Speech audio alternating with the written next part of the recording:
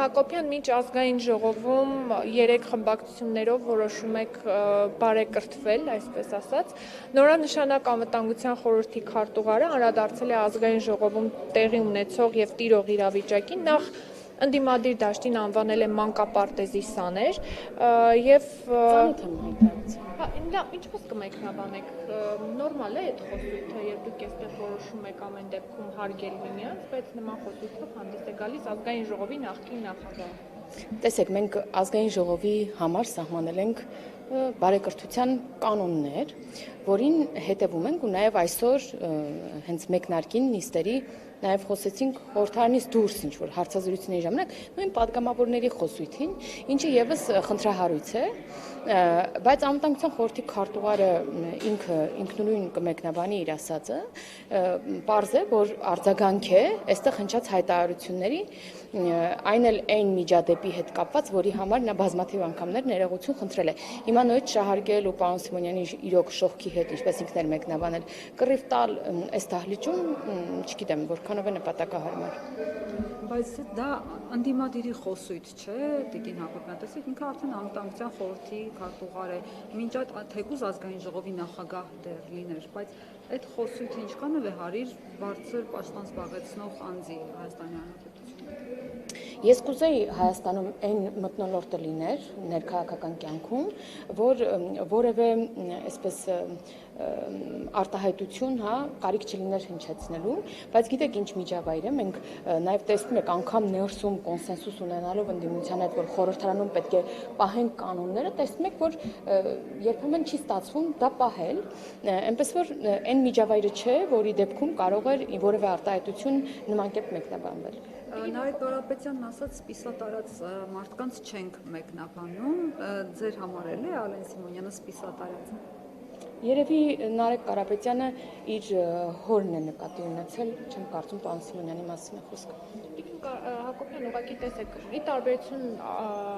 Ալեն Սիմոնյանի, Արմեն Գրիգորյանը համենայն դեպս այդ պաշտոնը զբաղեցնելու ժամանակահատվածում, չնայած այդ կոշտ քննադատություններին, որը ուղղված է եղել, երբեք նմանօրինակ խոսույթով հանդես չի եկել եւ Ալեն Սիմոնյանը առաջին իսկ աշխատանքային օրով, այսպես ասած, աչքի է ընկնում նմանօրինակ խոսույթով։ Գիտեք, ես հիշում եմ, որ պարոն Գրիգորյանի հետ կապված էլ երբ որ լինում էին որոշակի շահարկումներ, ինքը արձագանքում էր, այլ բան է, որ պարոն Սիմոնյանի անձը շատ քաղաքական գործիչներ իրենց վրա ուշադրություն հրավիրելու համար շատ են շահարկում, նաև շատ լրատվամիջոցներ եւ պարզ է, որ պարոն Սիմոնյանը պատասխանելու էր եւ դա էլ երևի հաշվի առնելով հենց այդ ելույթը ունեցել են այստեղ, բայց ել եմ ասում, պարոն Սիմոնյանը ինքը ինքնուրույն իր հետ կապված իր արտահայտությունները հաստատ կկարողանա մեկնաբանել եւ ասել թե ինչու է նման ձևակերպումներ տվել։ Տիկին Հակոբյան, դու նախկին գումարման ազգային ժողովում էլ կայիք եւ տեսել եք այն իրական բոքսի միջավայրերը, որոնք լինում էին ազգային ժողովում, քացով տալը իրար, այդ վատ խոսույթը, դուք նաև նիստերի դահլիճում եք, երբ որ Նիկոլ Փաշինյանը համբալներ ասաց ընդդիմադիրներին, չգիտեմ, դոպինգ արած Աննա Գրիգորյանին ասեցին, ու նման լիքը տենց բաներ կարող ենք հիշեցնել, ձեր համար Էդգար Ղազարյանի սրիկայաբար շահարկել արտահայտությունը այդպես տենց աչք ծակող վիրավորանքեր, դուք միջև սրտի խորքը վիրավորվեցիք դրանից։ Ինձ համար տարօրինակ է, որ դուք այնպիսի մեջբերումներ եք անում, բայց շատ ակնհայտ օրինակ մեջբերումներ կա, որ դուք կարող եք անել նախկին գումարումից, օրինակ սեռական բնույթի հայհոյանքը նիստերի դահլիճում, օրինակ Լևոն Քոչարյանի կողմից արած, չեք հիշում այլ բաներ եք հիշում, ինչև է, կարող եք, մի րոպե, չէ, ես կոնկրետ բան եմ, չէ, մի պաշտպանում, միշտ համարժեք կա, բայց դա շատ ակնհայտ, ես համաձայն եմ, որ եղել են շատ վատ դեպքեր, ֆիզիկական անգամ, ընդհարումներ, ինչը շատ վատ է, ես դրան այն ժամանակ եմ գնահատական տվել ու ես ինձնից կախված ամեն ինչ կանեմ եւ արել եմ, որ կանեմ, որ այլևս նման բաներ չլինի, որովհետեւ դա նախ եւ առաջ քննադատություն է դեպքում դեպի իշխանություն է գնում եւ մեզ համար կարեւոր է, որ խորհրդարանի այսպես վարկանիշը բարձրանա, գիտեք, որ այստեղ բոլորի չսիրած մարդիկ են նաեւ այստեղ ներկայացված, թե իշխանության, թե ընդդիմության բնավորության, այնպես որ մի քիչ դժվար է այստեղ բարձր վարկանիշ նախատեսել խորհրդարանի համար, ինչև է, բայց ամեն ինչ պետք է անել, որ մի քիչ բարձրացնել վարկանիշը, ինչի համար կարևոր նախապայման է հենց նման միջադեպերի չլինելը։ Ինչ վերաբերում է Էդգար Ղազարյանին, Էդգար Ղազարյանը տարիներով մեր ընտանիքներից դուրս չի եկել։ Օրինակ դուք որպես կին կարող եք օրինակ գնահատական տալ եւ հիշել, թե ինչպես էին օրինակ կանանց իմ կին գործընկերներին ինձ օրինակ ֆիզիկական տվյալների համար նա բաներ անում, այսպես ձեռքեր առնում, ինչ որ ֆիզիկական տարբեր արատներ, կլինի դա օրինակ խոսքի ինչ որ հետ կապված խնդիրներ եւ այլն, մարդկանց թիրախավորել է, մեր ընտանիքներից դուրս չի եկել, վերագրել է մեզ այնպիսի բաներ, որը չենք արել, ինչև է, մենք այդ ամեն ինչը մի կողմ ենք դրել, հարգելով ինստիտուտը եւ հարգելով ընդդիմադիրների տված ձայները, քաղաքացիների տված ձայները եւ ասել ենք եկեք փորձենք այստեղ գոնե լինել բարեկիրթ։ Մինչ այդ Էդգար Ղազարյանի հետ կապված մեզնից որևէ մեկից չեք կարող հիշել նման արտահայտություն իրեն վերագրվող, ինքը առաջինը հատեց կարմիր գիծը եւ դժվար է պատկերացնել, որ այդ դեպքում կարելի ասել շատ լավ, մյուս այդն էլ դեմ տանք, հետո մյուս այդը դեմ տանք, ասենց անընդհատ թող Էդգար Ղազարյանը ինչ ուզի ասի։ Եվ ասեմ ավելին, ընդդիմադիր խմբակցությունը, Ուժեղ Հայաստանը, ես կարծում եմ Էդգար Ղազարյանը զոհ է պատմության մեջ, որովհետև նրան տվել են իր Բաղձալի այդքան իր համար Բաղձալի պաշտոնը, падգամավորի մանդատը, նրան վերագրելով Բոքսի տանձիկի դերը։ Էդգար Ղազարյանը իհարկե համաձայնել է, բայց այս պատմության մեջ կարծում եմ նա այդ բանն է, զոհն է։ Հասկացաք, որովհետև խմբակցությունը Նարեկ Կարապետյանի գլխավորությամբ փորձում է մնալ պուպուշ, իսկ Էդգար Ղազարյանին սրերը, դափնիները Նարեկ Կարապետյան, այդպես չի լինում։ Մեր խմբակցությունից որևէ մեկը, որևէ բան որանի, դա բոլորիս է վերագրվում։ Դրա համար մենք օրինակ երբեմն այո, ստացվում է էմոցիոնալ, այսպես միջավայր է, նորմալ է, կարող է երբեմն լինել նման սայթակումներ, բայց այդ դեպքում կա նաև շատ լավ միջոց հազարամյակներով եկած, դա ներողություն խնդրելն է եւ այդ կարելի է ներողություն խնդրել ոչ թե գնալ ու շարունակել այդ խոսույթը, ինչպես օրինակ նախորդին ես այդ հարցազրույցը տեսա, որտեղ օրինակ բոլոր 720,000 քաղաքացու ընտրողին համարում են ոչ նորմալ մարդ Էդգար Ղազարյանը։ Եթե սա նորմալ է, շատ լավ, եկեք սենց գնանք, տեսնեմ սրանից մեր պետության վարկանիշը, խորհրդարանի վարկանիշը ինչ վիճակում կհայտնվի։ Տիկին Հակոբյան, տեսեք, ոնց հասկանում դուք մուռ եք հանում, այսպես ասած, Էդգար Ղազարյանից, իր նախկին ասած խոսույթի բանի համար։ Ես ասացի, մենք այդ ամեն ինչը իմանալով, մենք գիտենք, չէ՞, օրինակ ես գիտեմ ինձ հետ կապված ինչեր է արել, չէ, մի րոպե, եթե նորմալ է սրիկայաբար, մենք անընդհատ դուրս գանք, ասենք սրիկայաբար, այո, դա գործողություն է։ Գնահատականն է վիրավորել օրինակ ամբողջ ֆրակցիային, թե օրինակ համակարծիք եք կամ ընդունում եք Էդգար Ղազարյանի ձեզ ուղված մեղադրանքները, այսպես ասած։ Ոչ, չեմ ընդունում, բայց դժվար է պատկերացնել, որ կարող ենք ընդդիմադիրներն ինչ ասեն, մենք լոյալ լինել կամ նենց բաներ ասեն, որ մենք լոյալ լինել։ Նորմալ է, սա մենք իրար գաղափարապես բանը ոչ մի գծի վրա գտնվող ուժեր ենք ու մեր ասած իրենց պետք է դուրս չգա, իրենց ասածը մեզ պետք է դուրս չգա, բայց դա պետք է այնպես անել, որ չվիրավորել այդ քաղաքացիներին, որ մեզ ձայն են տվել եւ մեզ լսողներին։ Սա է ձևի մասին է հարցը, թե չէ նրանց որևէ ասացի հետ մենք համակարծիք չենք, բայց այնպես չի որ բանը էլի ամեն անգամ այդ ռեակցիան լինում է։ Մենք հնարավորություն ունենք մյուս ելույթով, արձագանքի հնարավորությամբ մեր դիրքորոշումը արտահայտել։ Հարցը այն է, թե ինչպես է արվում, եթե այն խաղի կանոնները, որը սահմանվել է խորհրդարանի համար, անցվում է, միանշանակ նման արձագանք է լինում։ Տիկին Հակոբյան, տեսեք, Էդգար Ղազարյանը ինչ է ասել նախկինում, ձեզ գուցե վիրավորել է եւ դուք արդարացիորեն նշում եք այդ մասին, դրա մասին չի խոսք։ Ես զուտ լսում ենք Էդգար Ղազարյանի այդ վերջին ելույթը, որտեղ խոսվում է պատերազմի բաների մասին, դրվագների մասին, այն նույն դրվագների, որոնք ամենուր համացանցում ձեզ թեգում են, նշում են եւ ցույց են տալիս, որոնց համար ձեզ ամոթանք են տալիս, օրինակ այդ դիահերձարանի դիակների մասին, չգիտեմ, այսինքն դա սրիկայաբար շահարկելու պահը չեմ հասկանում, թե ինչից եք դուք վիրավորվել, նորություններ եք ձեր համար։ Ես ասացի հարցը ոչ թե իր ասացի բովանդակությունն էր, որովհետև կարող էր ասել բաներ, որը ճիշտ է, կարող է ասել բաներ, որոնց հետ կատեգորիկ համաձայն չենք, բայց դա չի նշանակում, որ այդ ռեակցիան պետք է լինի դալիճից, ինչի հետ մենք կատեգորիկ համաձայն չենք, մենք դուրս ենք գալիս քաղաքակիրթ ձևով, պատասխանում ենք, հարցը ձևի մեջ էր, հարցը ձևի մեջ էր, Էդգար Ղազարյանը կարմիր գիծ է հատել, ինչը ընդունեց իր խմբակցության ղեկավարը, եւ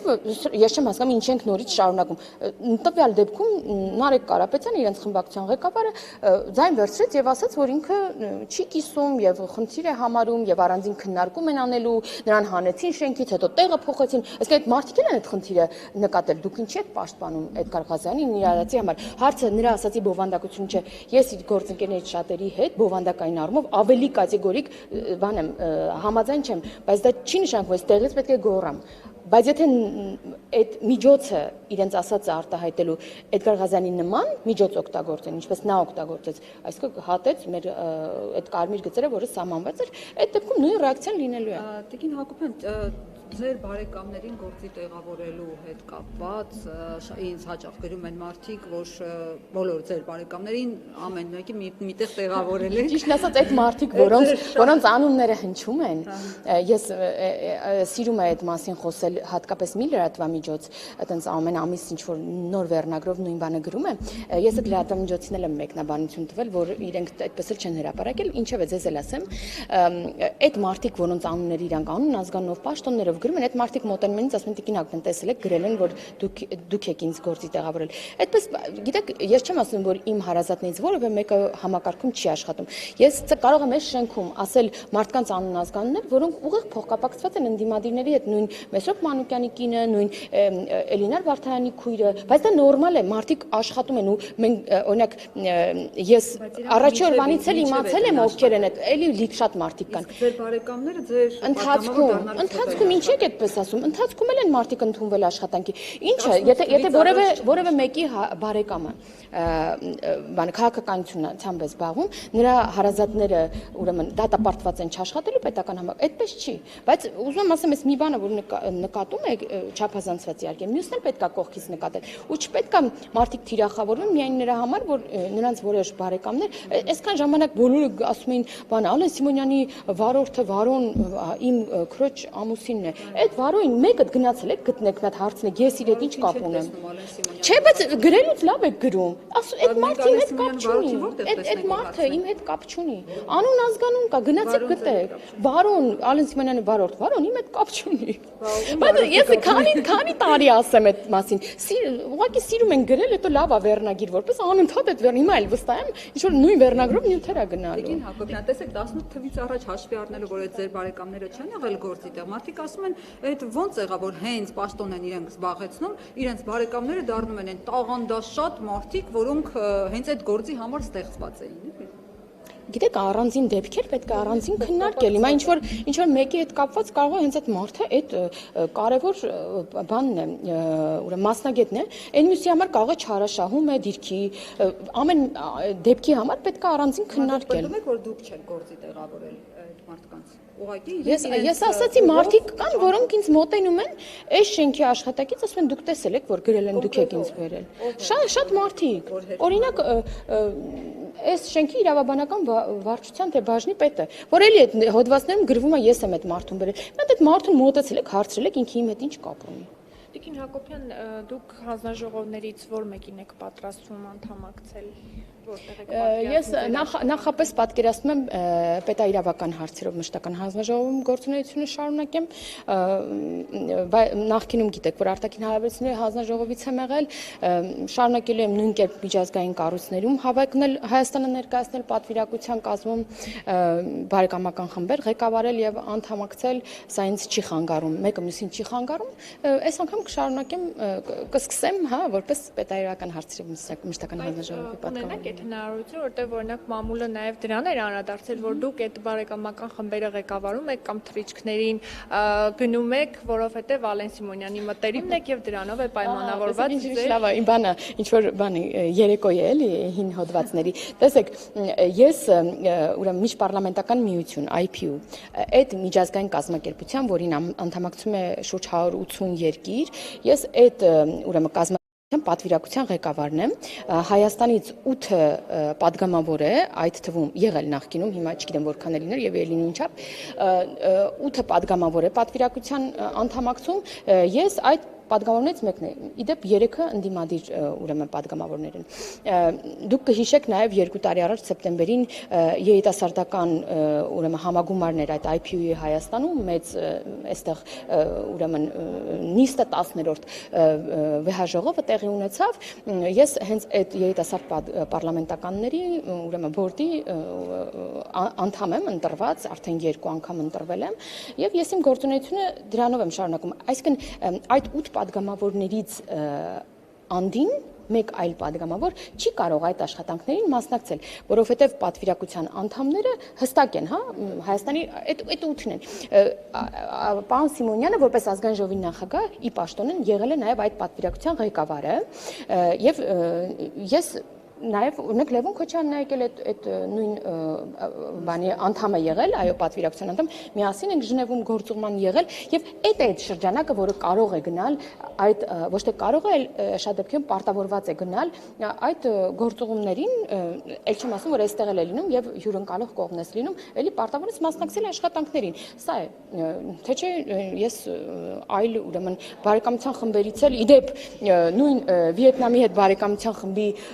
նախագահն եմ, բայց օրինակ երբ որ պարոն Սիմոնյանը պատվիրակությունը ղեկավարել եւ գնացել են Վիետնամ, ես չեմ եղել այդ պատվիրակության կազմում, որքան էլ որ նախագահն եմ այդ ուրեմն բարեկամության խմբի։ Այդպես այդ շատ չափազանցված են իմ մասին լուրերը։ Շնորհակալություն։ Ես եմ։